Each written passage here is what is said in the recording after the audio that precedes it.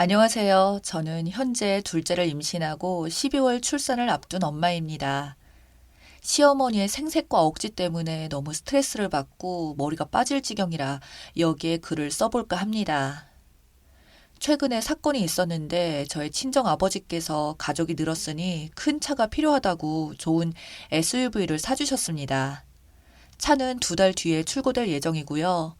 저도 저지만 신랑이 좋아서 까무러치면서 감사합니다를 연발하며 들떠있는 상황입니다.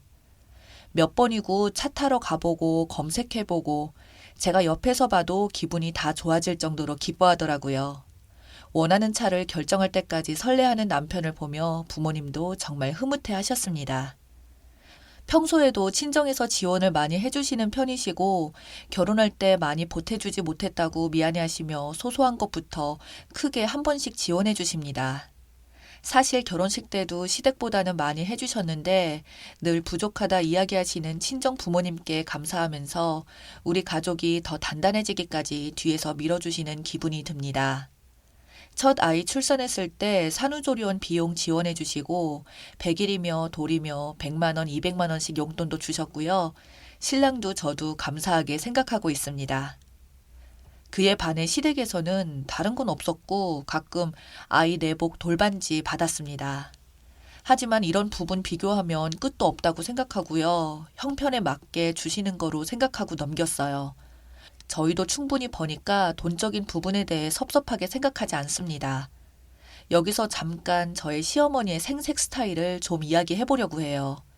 시어머니는 쓰던 물건을 좀 잘 주시는 편이에요. 결혼 초에 명품을 좋아하시는 시어머님은 명품을 사놓고 안 쓰시다가 너 가지라고 하고 주시는 경우가 많았습니다. 온갖 생색을 내고 이런 시댁 없다면서 매일 표현하셨어요. 그리고 시어머니 자신은 유행하는 새 상품을 구해달라고 요청하시고 그런 것들 구매하셔서 사용하십니다.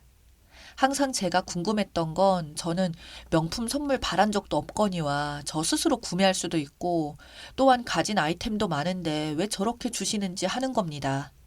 정말 필요 없거든요. 빈티지를 좋아하는 스타일도 아닙니다. 그냥 주시면서 생생을 내시길래 전 필요 없다. 어머님이 쓰시면 더 예쁘겠다고 해도 아니야. 난 다른 시어머니와 달라. 며느리에게 이런 명품도 줄 수 있는 시댁이지. 너에게 줄 거야 하고 그냥 주십니다. 못 모르는 남편도 처음에는 엄마가 이거 주시는 건 다 너 생각해서 예뻐서라고 받아오고 그랬죠. 하지만 그 모든 것은 장롱에 고이 잠들어 있습니다. 저렇게 생색내면서 주시니까 크게 거절도 못하겠고 자리만 차지하고 있어서 이제는 좀 부담스럽기까지 합니다. 또 뭘 주신다고 할까 봐요. 또 가끔 지인이 농사 짓는 고구마나 사과 등 먹거리를 한 상자씩 주실 때가 있습니다. 본인이 생각했을 때 엄청나게 맛있거나 비싼 가격에 판매되는 것이면 그렇게 생색을 내십니다. 한 번은 고구마가 진짜 맛있는 거긴 한데 모양이 좀 못나서 판매가 어려운 것을 지인이 몇 상자씩 주신 적이 있습니다. 당연히 저희도 얻어먹고 맛있게 먹었죠. 그런데 그 고구마 다 먹을 때까지 아침마다 전화가 왔습니다. 고구마 맛있냐, 그거 비싼 거다 등 정말 고구마 이야기로 전화를 얼마나 받았는지 모릅니다. 전화 받으면 인사도 없어요. 고구마 먹었느냐로 시작합니다. 옆길로 이야기가 좀 샜네요. 본론으로 돌아와 남편은 들떠서 현재 가지고 있는 차를 어떻게 처분할지도 이야기했습니다. 기존에 타던 차가 소나타인데 친자매처럼 친한 제 친척 동생에게 주면 되겠다고 신나서 이야기하더라고요. 동생은 대학원 때문에 현재 친정 부모님 집에 거주하고 있을 만큼 가까운 사이입니다. 정말 그냥 친자매나 다름없습니다. 남편이 저렇게 고마워하고 좋아하고 중고차이긴 하지만 제 친척 동생을 챙기는 것 같아서 저도 기분이 좋았고 친정 부모님께서도 웃으며 훈훈한 분위기였습니다. 그런데 며칠 뒤에 오늘 시어머님이 전화가 오네요. 아마 남편으로부터 차 이야기를 들으신 모양입니다. 사돈에게 감사한 마음을 표현이라도 하시려나 했는데 제 착각이었던 거죠. 왜 자기 아들 차를 마음대로 처분하냐면서 아들 차 살 때까지 자기가 1,000만 원 지원해줬는데 처분에 대해서도 자기랑 상의를 하고 정해야 하는 거 아니냐고 왜 멋대로 정하냐고 퍼부으면서 화를 내십니다. 그러면서 1,000만 원을 달라고 하십니다. 이게 상식적으로 맞는 말인가요? 너무 황당해서 기가 막힌데 일단 상황을 무마하고 싶어서 신랑이랑 이야기 좀 하고 연락드린다고 끊었습니다. 말인지 개떡인지 구분이 안 가서 그러는데 제가 지금 어떻게 생각하는 게 맞는 거죠? 그냥 지금 너무 어이가 없다는 생각만 듭니다. 신랑한테 전화해서 화내니까 일단 화내지 마, 화내지 마 하면서 자기가 알아서 한다는데 너무 화가 납니다. 한 번 지원해줬다고 소유권이 평생 가는 건가요? 심지어 결혼할 때 산 차도 아닙니다. 저 만나기 전부터 타고 있었던 차예요. 그런데도 지금 소유권을 이야기하시면 돈을 돌려드려야 하는 건가요? 제가 어떻게 처신해야 현명한 건지 조언 좀 부탁드립니다. 사실 현명이고 뭐고 너무 화가 나서 막 나가고 싶기도 합니다. 답변 좀 부탁합니다. 추가합니다. 관심 가져주셔서 감사합니다. 제가 화난 이유는 표현하신 방식과 이건 억지라는 생각이 들기 때문입니다. 시어머님께 의논 안 한 제 잘못이라고 하시는 분들, 결혼하실 때 시댁에서 집값 받으시면 이사하실 때 시댁에 말씀드려 의논하고 허락받으시나요? 제가 혼수할 때 부모님이 쇼파를 사주셨습니다. 그럼 버릴 때 허락받고 버려야 하나요? 주시면 끝 아닌가요? 빌려주셔서 갚으라 했던 건데 안 갚고 버틴 거면 이해해요. 6년 전에 살 때 보태주신 거 이제 처분하는데 그걸 허락받아야 하나요? 주셨으면 마음으로 갚거나 후에 조금씩 은혜를 갚는 거지 줬다고 소유권 주장하는 거 웃긴 거죠. 결혼할 때 지원을 많이 해주신 것도 아니고 제가 결혼할 때 해온 것에 반의 반도 안 해주셨으면서 저러시니까 정말 지질이 궁상으로 보일 뿐입니다. 지질이 궁상하니까 갑자기 생각났는데 저의 첫 아들 돌잔치 때 그때 하도 열이 받아서 지금까지 생생한 기억이 있습니다. 남편이 사업하고 친정도 사업해서 답례품을 넉넉히 했어요. 원래도 넉넉히 할 생각이었는데 시댁에서 계속 넉넉히를 강조하셨죠.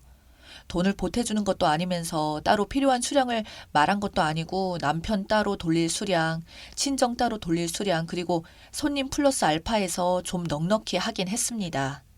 친정에서는 돌잔치 준비금으로 현금을 좀 주셨고요.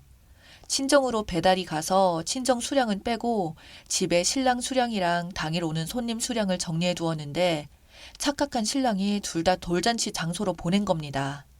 돌잔치하고 손님 가실 때 인사하는데 답례품으로 시어머니가 생색을 내기 시작하시더라고요. 땡땡 엄마 하나 더 가져가. 내가 특별히 주는 거야. 땡땡아, 너도 하나 더 가져가. 뭐 여기까진 그럴 수 있다고 생각을 했어요. 그래도 기분은 별로였습니다. 손님들 대부분 가고 밥 좀 먹으려는데 아이 잠든 방 가서 아이를 들여다보고 눈병 걸린 조카, 걸음마 하는 애들 들락거려서 아이가 결국 깨버렸습니다. 친정 엄마를 아이가 더 좋아해서 친정 엄마가 안고 있는데 자꾸 시어머니가 함께 따라다니더라고요. 슬슬 짜증이 나기 시작하는데 손님도 다 갔는데 안 가고 계속 계시더라고요. 그러더니 가방에서 장바구니를 꺼내더니 답례품을 주섬주섬 담기 시작했습니다. 갑자기 작은 집, 고모집 할 거 없이 답례품을 3-4개씩 챙겨주기 시작하더라고요. 열받아서 어머니 몇 개가 필요하세요? 업체 사람들도 돌리고 해야 한다고 했더니 그때 멈칫하고 그만하시더라고요. 여기까진 참아줄 수 있었는데 업체에서 돌상을 정리해줬는데 필요하면 물어보고 가져가던가 하는 거 아닌가요? 아무리 그래도 엄연히 저희 행사인데 뒤적뒤적 하더니 떡 담아있던 봉투며 과일 봉투를 시댁 식구들 다 나눠준다고 하더라고요.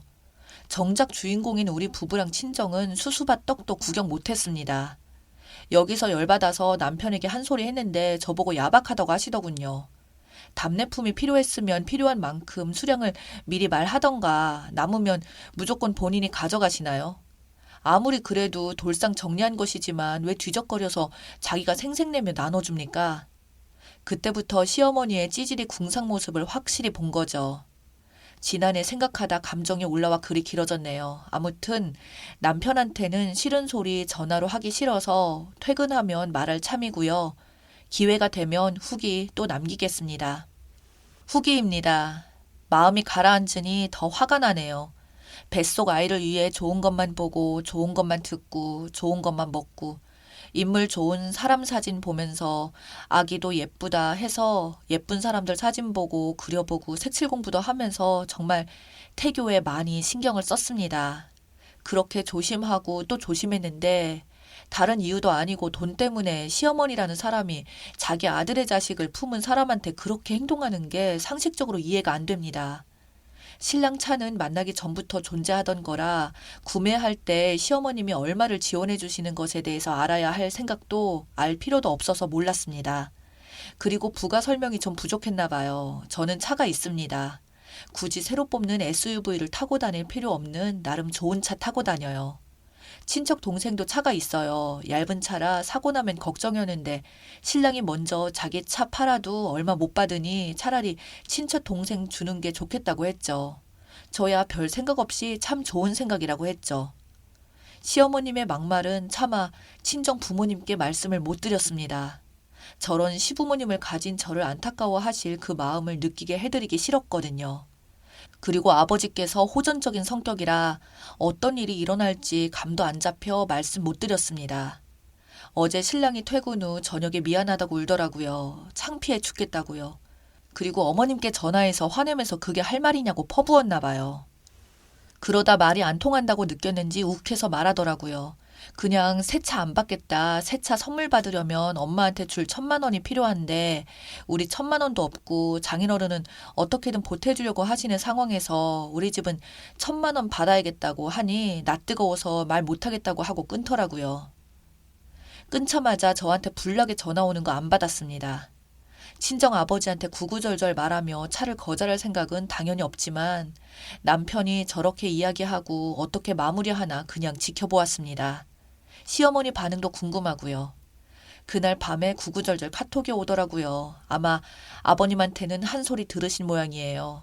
자기 아들 새 차는 못 사줄 망정 방해하는 꼴이 되었으니 말이죠. 시모는 설마 내가 들었다만 그렇다고 아직까지 차를 안 받겠다고 말한 건 아니지? 어머니, 저희가 차를 받으면 1,000만 원 드려야 하는데 저희 1,000만 원도 없고 그냥 안 받기로 했어요. 그게 무슨 말이냐?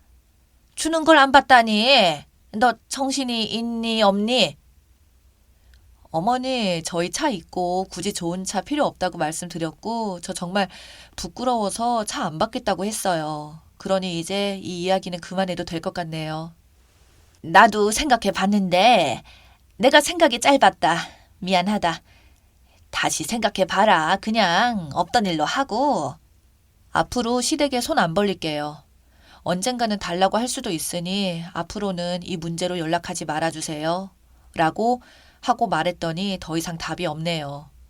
그렇게 어설픈 사과를 받고 이 사건은 종결되었습니다. 그 뒤로 아직 어머님하고 만나거나 통화한 적은 없고요. 그렇게 자주 연락 오시는 분인데 아마 본인도 꽤 민망하겠죠. 그런데 저는 이 사건으로 너무 행복합니다. 왜냐면 연락이 안 와서요. 저는 지금 차랑 아이 둘 다 기다리는 중이에요. 안 받겠다고 했는데 기어코 주신다고 하셔서 어차피 시모는 연락도 없으니 신경 안 쓰고 받으려고 합니다. 임신하고 힘든데 이런 일까지 생겨서 아기한테 미안하네요. 제 이야기 끝까지 들어주신 여러분 모두 감사드립니다.